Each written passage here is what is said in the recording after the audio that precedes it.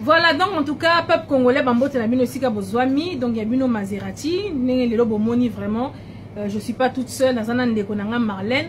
Donc, Toye Kapoto Betali Solo, il y a Premier ministre Ilunga. Papa Ilunga avait 73 ans, Toye Vati enseigne la mot Congo pendant 1 an ou 2 ans ou 3 ans. Papa Ilunga, te souhaite une bonne chance. Nous sommes déjà dans le monde d'Ango. Mais, Toye a un souci pourquoi, ou t'es Koyiba déjà, aux ans, il y a 200 000. Il y a 200 mois. 200 mois non payés. Si vous avez une compagnie ou PDG, si vous avez 4 ministères, Papa Ilunga, tout ça la logique. C'est que ça pour le peuple congolais à Koufa, à comment on lit qui est dit chaque jour à Kalinga, non, il va être Kende Wapi. Et puis, Malin, c'est là, pardon. Là, la monnaie, on t'a chaud, on peuple congolais, vraiment, notre bête à solo, il y a notre nouveau Premier ministre. Premier ministre, en gros, déjà, d'une, et le Rotolingato est épinglé nanou nommé Premier ministre, mais bizarrement tout le monde a remercié Joseph Kabila son excellence. C'est grave. Aïe aïe aïe. Tout ça la logique Papa Ilunga. Mouta nommé ministre Eza Chilombo. Mais pourquoi il faut que tu remercies Kabila? Tu vois jusque là pour démontrer biso qui Moutou Azana na pouvoir Eza Kabila. Bon, faut pas oublier que Papa il a Mouta FCC aussi. Donc tant que bana ozela o Chilombo bimisa Premier ministre, to bana ozela tant que Chilombo bimisa Moutou na yeta mususu, ya cash mais bizarrement à notre ils ont une surprise pour les bongo tout le monde FCC. Ce qu'on y a remercié et pourtant jusqu'à preuve du contraire bataille bon normalement président bino Moutoza président il y a RDC mais tu comprendre même si c'est Joseph Kabila Moutou a suggéré qu'il y ait mais fallait à APS à merci pas Chilombo même si attends que Chilombo a répété na salle qui tchakou bon le Premier ministre c'est Songolo Pakala. Mais merci son excellence il fallait que à Chilombo. Voilà, hier tout Monica Kambala Chilombo, Ezabe preuve là qui ça qui ti na baba genre si c'est major nous bien comme benga étiquette ayi saka batu o ba kengela ndaku ya mama mettre aux étiquettes na be preuve yo muto nommé muto Premier ministre mais on l'a remercié yo on remercier Kabila. Tu vois pas papa Noko Chilombo Mona mboka, wa Congolais, wa Rwanyete, pourquoi besoin manipuler na mboka na tina niveau wana? Chilombo. Ngapela bon, moi avant que tout Chilombo ye penda lelo ye d'autres ena nous mupandi. On a expliqué un peu au peuple congolais qui est Ilunga, le Premier ministre peuple congolais, ba oba yebite, po biso peto yebi yango kaka na ba recherche na biso ba nini kwei. Bon zela expliquer binu qui Ilunga. Ilunga, ministre ba cheli biso c'est un ancien moboutiste. Les lois des FCC, Aza Grand Mouyibi, c'est un voleur de chez voleur. Bah, le PDG, avant ça, avant comme un PDG, PDG, il y a la SNCC wana. Avant ça, Abana, quelque part, vous avez expliqué, nous n'attendons la bino, parce que, yo, toujours avec preuve à la poule. Écoutez, c'est marqué, je lis, il a échoué à la tête de la copyright. Je sais pas c'est quoi comme entreprise, mais apparemment, la copyright, en détournant plus de 180 millions de dollars de la Banque mondiale destinée à la réforme des entreprises publiques qui devaient se conformer aux critères de l'OHADA, donc L-O-H-A-D-A. Donc en fait c'est une entreprise déjà à détourner 180 millions de dollars. Juste après ça, à comme il y a PDG, il y a la SNCC où il doit 200 mois, il y a un salaire. Donc, ça veut dire que à Foutarane, il y a un salarié, il y a une entreprise. On a une entreprise en gros, et quoi, il y a un peuple congolais. Si vous avez Premier ministre. Premier ministre, ça va pas dans des années, on a évité Pepe Congo, tu fais moins mieux ce Sika. On peut en éviter Congo, tu as Pepe Congolais, tu as MP, tu as la Mouka. Pourquoi tu sais qui plateforme la Mouka? Les gens qui poto font la mise, tu as la vigilance. Oh, nous sommes les cas, tu es Bakou, Manabalabala. Premièrement, on a félicité à M. Jacques Ndala. Sauf qu'ils ont un problème, en tout cas, Mazara Moutani, Bossou, Azala, na balabala, pour nous démontrer que, ah, Penza, des années, tous bas congolais, Congo, qu'on a biso, et puis, monsieur Safou. Daniel Safou. Daniel Honorable Daniel Safou. Yépé, azala soki problème en tout cas bimana pour ko la ki biso ke biso penda toza ba congolais to ko tika mutu mususu a manipuler biso te. Exemple no ba exemple ya ko landa soki toza to yoki événement mo bo e bima to sepe nango te to bimi libanda. Donc yo sikoyo yebsanga maintenant toi maintenant par rapport à notre premier ministre et tout papa Ilunga Koko Ilu photo benge Koko po 73 ans hein. Si. Yazo kufane donc pas longtemps awa. Donc sikoyo au peuple congolais mingi ça pena premier ministre. Bon.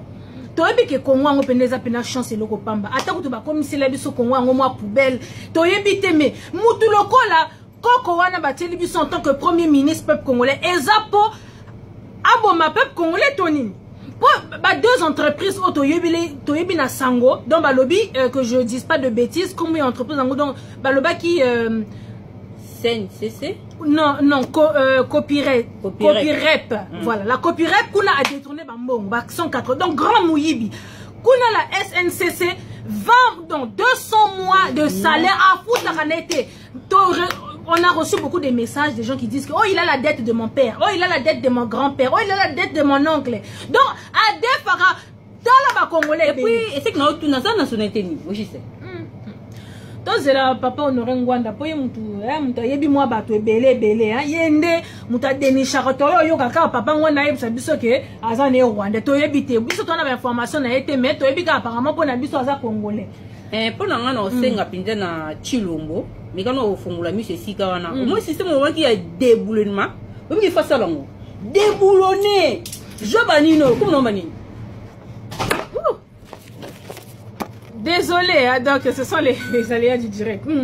Déboulonné, ndenge moi mbalana loba moi Chilombo déboulonné na moi qui est système ko meka ko sala ma ko service pour na mende mais ko déboulonné ndeni pour lobby lui il a yende muto a nommé papa Ilunga Koko Ilunga premier mi a déboulonné non il fallait qu'il déboulonne bien avant si quoi non eza yenda nommé était muto nommé eza Joseph puisque ce qui est nommé qui a non remercié au munote eza yenda nommé était papa Chilombo noko ngamba na benga ko noko pour c'est vrai congolais moi ni mette penza solo ce qu'on a compris était en tant que vrai noko jusque là waka zololo bon les coca boy zololo noko font la mise en tout cas peuple congolais. Voilà une petite vidéo vraiment en bref déjà lelo na yambi ndeko nanga Marlène donc et tout aux aka pour nako lobela makamamboka donc pour toutes les personnes qui n'étaient pas trop au courant en fait et tout de comment ça s'appelle de notre papé Koko hein, notre Koko Ilunga donc il est ancien de Sayo donc il habité bah il la biso épave en tant que premier ministre et donc il y a mon reconstitué gouvernement là ziko batu oh ya retient ministre de la santé ministre de son donc ba mi yibi na mi yibi parce que il y a des mutaza le premier ministre qui doit constituer son gouvernement c'est un grand voleur donc Mouyibi donc Gloria Senga Samba papa non. Je te dis, pendant 10 ans, il a travaillé avec Kabila Bandeko Nangai, tout le monde est là, salité, a défendu Batu. Donc lui, il vient à la tête donc, en tant que premier ministre. Nabanyongo, déjà, il y a peuple congolais. Sur une personne comme ça, comment voulez-vous que, et là, comment il y a bien Ebima, Naibite Congo, les appels peuple congolais, papa Koko Ilunga, Naibite.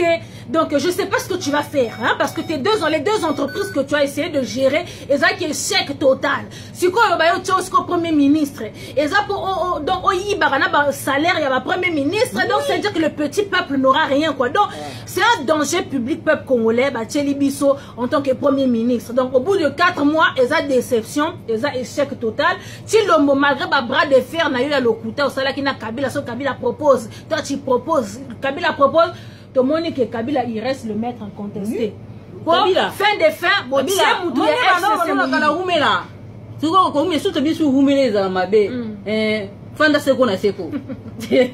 parce que si l'homme n'a habité yo. C'est quoi tout le monde y paie et tout. Apparemment, il y a un ministre français qui nous propose ce qui 300 millions pour l'éducation. C'est comme 300 millions de dollars que vous mettez, que vous offrez au Congo, la RDC, déjà avec tous les minerais que vous nous voulez. Donc, en gros, c'est notre argent que vous repayez. Bon, on a vu ça, la minerai, donc, c'est une mascarade. Bref, bon. C'est comme bon, il y a 300 millions pour tout ça. Bon, on a solo, il y a 300 millions. 300 millions qu'apparemment la France nous a donné. Ça, on a biso. Oh, bah, pour na minerai, na biso. En fait, c'est notre argent qui nous ont rendu. Bon. c'est comme 300 millions d'euros. Et ça pour quand on a ba poche na bango moko to ba kotonga penza Congo wana parce que quand on regarde le budget que la diaspora envoie au peuple congolais na bande ko na biso on ba moto tina to na ba milliards déjà ici to leki déjà ta moi ba 300 non ça c'est l'argent de l'insulte hein donc ba 300 millions o ba pesi pour ba yebi que ba reçoit plus kuna na est ba yebi que ba minerai eza na Congo ba ko yiba plus donc c'est une mascarade donc vraiment peuple congolais c'était vraiment pour vous faire passer le message de Koko Ilunga, Azanaye Akufa Lobby, az ancien de Sayo, et l'ora malonga ko sala na en tant que premier ministre. Non, il y a Poko Yiba qui c'était pas suffisant, donc aïe sous Tobola pela la comment conseil moi ndamu, madgo Oyiba sous le ministère, mais quand on fout ba 200 000 on a ba 200 mois, 200 mois, il y a ba congolais fout à mais quand 200 mois c'est belé, ma chérie. Bête non kaliki. Alors, des sommes mais quand moi ko yiba na ministère oh na 300 000 oh français oh et linga et mais quand c'est cabine on pesa na 300 000 wana mais quand on fout moi ba nyonga ba to plus ba mais ka pe ko zo moyen ya ko lesa bana bango ya otangisa bana bango puisque Congo na ebité ce to kindi wapi ingeta pepe congolais to lela bino fort to za na ka pona yesa bino basango mboka bino peut-être bino boza na kati boye bi masonde eleka te biso to banda to zo ben fomo ko boye oza na source on peut-être to mais ça munene combat tête solo aleka mingi pona loba donc boka ntate ke ninga loba boye za information fausse non eza ba information e utaka na source tout à l'heure to zo ba pel mais ba te minene ya mboka nde ba biki botika boye pona nini bo bete solo boye bete solo Amoyibi, on to betango. Et ça que to bango da biso moto fandi to créer mon nom. Et ça penda masolo e utaka nasux. Vraiment en tout cas, on aura Daniel Safo vraiment ba mbote na yo aussi kozali. Donc vraiment peuple congolais ezaka pona ko alerter peuple congolais que Moyibi grand Moyibi donc un grand voleur Koko Ilunga donc na ebité Congo ngwezo kende wapi mais ingeta to bima lisuka poto bimisela bino hein mbote sous na combattant nene résistant Jakindala à partir de Lubumbashi OK yamba président Moïse Katumbi ba mbote belé dans souhaiter Moïse Katumbi sous bon retour au pays Moïse yebelo o lukape ezate ke OK kuna po nde baloba na OK oza mbeli ya minu mibale keba to bimela tout to yolo ma seke keba Moïse Soriano fais gaffe tozo talela to telo désir tata fongolion ingeta